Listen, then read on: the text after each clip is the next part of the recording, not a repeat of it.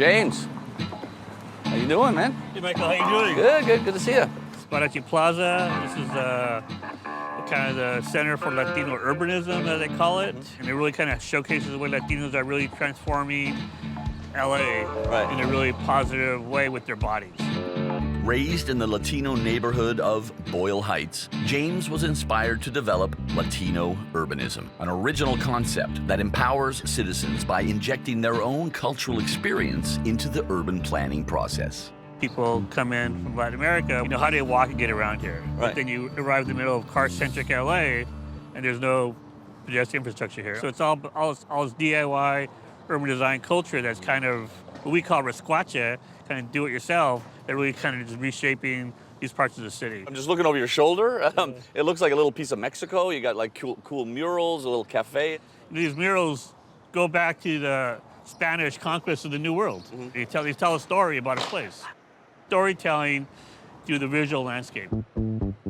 Urban planner and community advocate, James leads what he calls sensory walks, where locals get to experience their hometown on foot. And believe me, this is a unique opportunity in this city of cars and drivers.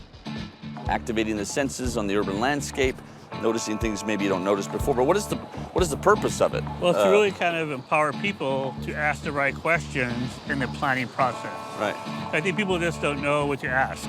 It's not about the planner, it's about their life and their story, and how does planning talk about this? How do you talk about your story to build the right city? Right. And how that can be interjected into the transportation plan, a housing plan, a park plan. So down here, this is one of the oldest working class neighborhoods in LA, probably from the 1900s. It's the most interesting because it has all these substandard front yards. Yeah. You have all these Latinos moving into places like Los Angeles. So a lot of them, they miss the social cohesion from Latin America they get from hanging out in the plaza. Right.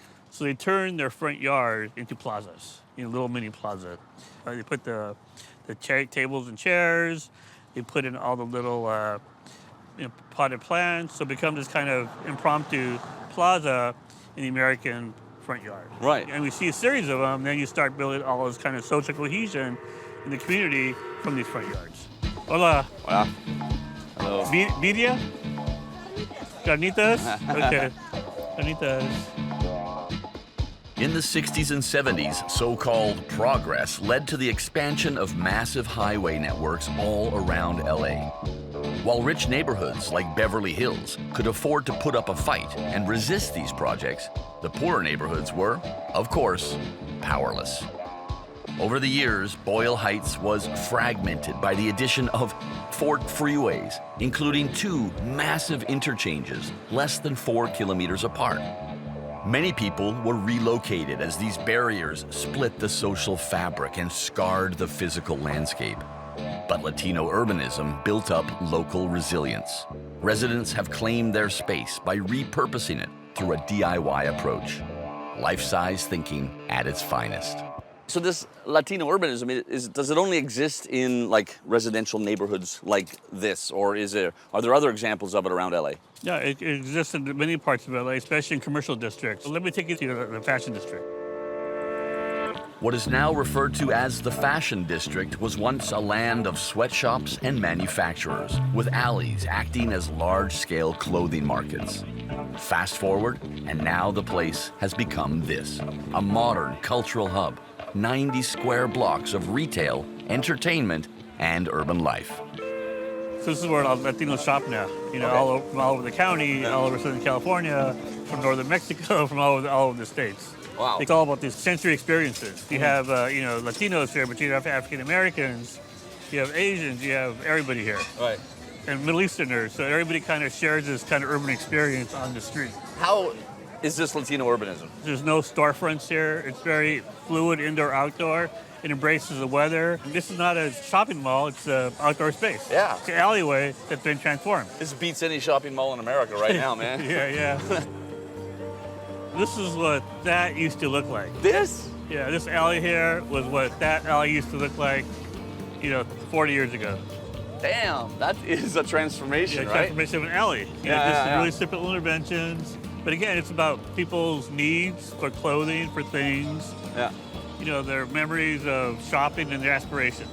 Yeah. You know, people shop for an aspiration, right? Yeah. They come out here and buy it. I mean, how does this impact, like, the big LA? I mean, what do you think? Well, it's kind of writing a new story about LA. If people think about LA being people in cars, driving on freeways, and being that kind of life. But now you realize that this really kind of vibrant pedestrian world coming up from the roots, coming up from the cracks of the asphalt. Right. You know, if people need stuff, they can do it, and nobody really cares. It just happens organically. They have a really solid, kind of authentic type of meaning here. It's not we're trying to fix this place up and make it cute, but people are actually surviving on these streets. It kind of shows how Los Angeles can readopt itself and become a different city in a couple of years. Yeah, like the sum of all its parts. Yep. Right.